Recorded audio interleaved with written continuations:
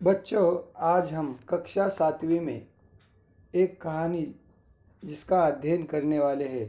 पन्ना number 119 पर यह कहानी है। यह कहानी मुंशी प्रेमचंद जी ने लिखी है, जो एक हिंदी साहित्य के महान लेखक है। स्वत्व की रक्षा करना, स्वत्व यानी आत्मसम्मान की रक्षा करना। यही आत्मसम्मान घोड़े में कैसे आता है, इसकी जानकारी आज हम पाठ क्रमांक 16 पन्ना नंबर 119 स्वत्व की रक्षा इस पाठ में करेंगे। मीर दिलावर अली के पास एक घोड़ा था। कहते तो वे यह थे कि मैंने अपनी जिंदगी की आधी कमाई इस पर खर्च की। मीर दिलावर एक व्यक्ति थे जिनके पास एक घोड़ा था और कहते थे कि इसे संभालने में मैंने आधी जिंदगी इस पर खर्च की, यानी पैसे खर्च किए। पर वास्तव में उन्होंने इसे पलटन से सस्ते दामों में लिया था। पलटन यानी फौज से, आर्मी की जो फौज होती ना, वहाँ से उन्होंने सस्ते दामों में इसे खरीद लिया था। पर वास्तव में उन्होंने इसे पलटन से सस्ते दामों में खरीद लिया था।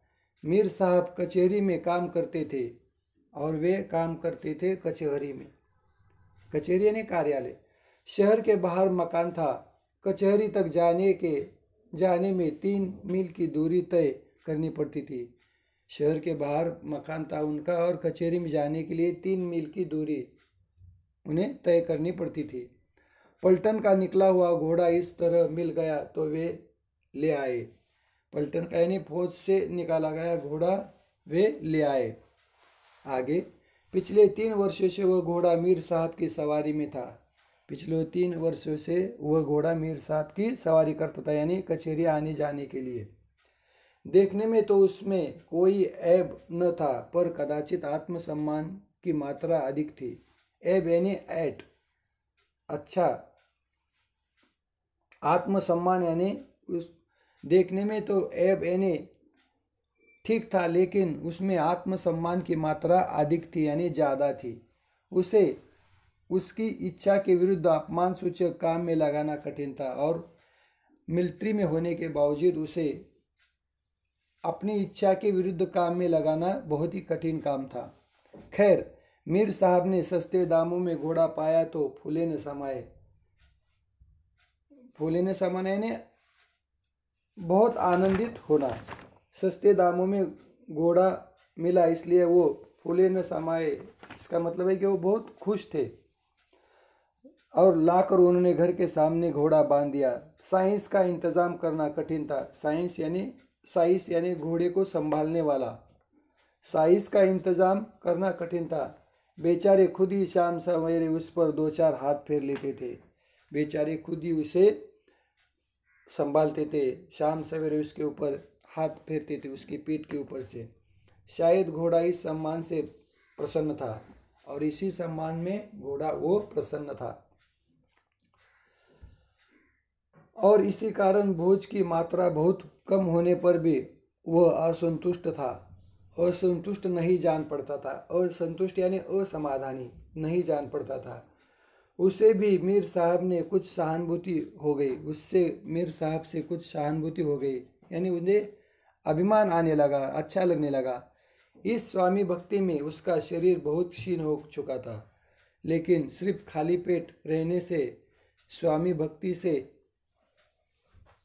संतुष्ट होने की वजह से उसका शरीर क्षीण हो चुका था। मीर साहब को नियमित रूप से प्रसन्नतापूर्वक कचहरी पहुंचा दिया करता था। फिर भी मीर साहब को स्वामितापूर्वक अपने मालिक को कचहरी तक पहुंचाता था। अब अगर उसे प्रेम था तो वह रविवार के शांति निवास से था।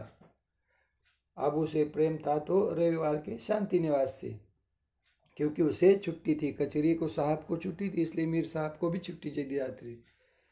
मीर साहब रविवार को कचहरी न जाते थे। घोड़े को मलते, नहलाते, तैराते और घोड़े की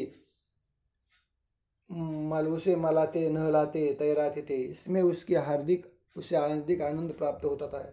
इसमें उस घोड़े को हार्दिक आनंद प्राप्त होता था। कहाँ कचहरी में पेड़ के नीचे बंधे हुए सूखी घास पर मुंह मारना पड़ता था। लू से सारा शरीर झुलस जाता था। सूखी घास पर मुंह मारना पड़ता था। लू से सारा शरीर झुलस जाता था। कहा इस दिन छप्पर की शीतल छाव में हरी हरी दूब खाने को मिलती थी। किसी दिन छप्पर की शीतल छाव में हरी भरी दूब खाने को मिलती थी। दूब यानी घास। अतः एवं रविवार को आराम करना वह अपना हक समझता था, और इसी के कारण वह रविवार को आराम करना अपना हक समझता था, और मुमकिन न था कि कोई उसका यह हक छीन सके। और उसे लगता था कि इतवार के दिन का जो उसका हक है उसे कोई छीन न सके, यह हक उसका कोई न ले सके। मीर साहब के पड़ोस में एक मुंशी सौदागर लाल रहते थे। मीर साहब के पड़ोस में रिश्तेदार तो नहीं थे, लेकिन पड़ोसी रहने वाले थे। मुंशी सौदागर लाल रहते थे। उनका भी कचहरी से कुछ संबंध था, और उनका भी कचहरी से कुछ न कुछ संबंध था। उन्हें किसी ने कभी कुछ लिखते पढ़ते न देखा था, और उन्हें किसी ने भी कभी कुछ लिखते पढ़ते नहीं देखा था। पर उनका वकीलों और समाज में बड़ा मान था। लेकिन उस व्यक्ति का वकील और समाज में बड़ा मान था। मीर साहब से उनकी दांत काटी रोटी थी, लेकिन मीर साहब से उनकी दांत काटी रोटी थी। दांत काटी रोटी मन इतना अच्छा नहीं चलता था। गहरी दोस्ती होना। मुंशी सौदागर लाल रहते थे, लेकिन वो कभी कार्यालय में लिखते पढ़ते तो नहीं थे। लेकिन मीर साहब से उनकी दांत काटी रोटी थी, यानी गहरी दोस्ती थी। दांत काटी रोटी यानी गहरी दोस्ती होना। आगे जेठ का महीना था। बारातों की धूम थी। बाजे वाले सीधे मुंह बात न करते थे। ज्येष्ठ के महीने में बारातों की धूम थी, और बाजे वाले सीधे बात भी नहीं करते थे। पालकी के कहार अच्छी भेंट लेकर ही पसीजते थे। पालकी के कहार यानी नववधु को जिस डोली में बिठाया जाता है ना, उसे उठाने वाले उन्हें कहार कहा जाता है। पालकी के कहार अच्छी भेंट लेकर ही पसीजते थे यानी अच्छे पैसे लेते थे। मुंशी जी ने भी लड़के का विवाह इसी लग्न में करना ठान लिया, और उसी महीने में मुंशी जी ने अपने बेटे का विवाह करना मन में ठान लिया। धीरे धीरे बारात के और सब सामान तो जुटा लिए, पर पालकी का प्रबंध न कर सके। धीरे धीरे शादी का सामान तो सब जुटा लिया, लेकिन पालकी का नववधु को उठाने का ले जाने का प्रबंध न कर सके। विवश होकर यही निश्चित किया कि वर को घोड़े पर बिठाकर वर यात्रा की रस्से में पूरी कर ली जाए। और बाद में पालकी न मिलने की वजह से उन्होंने विवश होकर हताश होकर यही निश्चित किया कि वर को यानी शादी करने वाला जो वर होता है, वर को घोड़े पर बिठाकर वर यात्रा की रस्में पूरी कर ली जाए। दूल्हे को घोड़े पर बिठाकर वर यात्रा की रस्में पूरी की जाए। 6 बजे शाम को बारात चलने का मुहूर्त था। 6 बजे शाम को बारात चलने का मुहूर्त था। 4 बजे मुंशी जी ने आकर मीर साहब से कहा, यार अपना घोड़ा दे दो। 4 बजे मुंशी जी ने आकर मीर साहब से कहा कि यार अपना घोड़ा दे दो, वर को स्टेशन तक पहुंचा दे। पालकी तो कहीं मिलती ही नहीं है।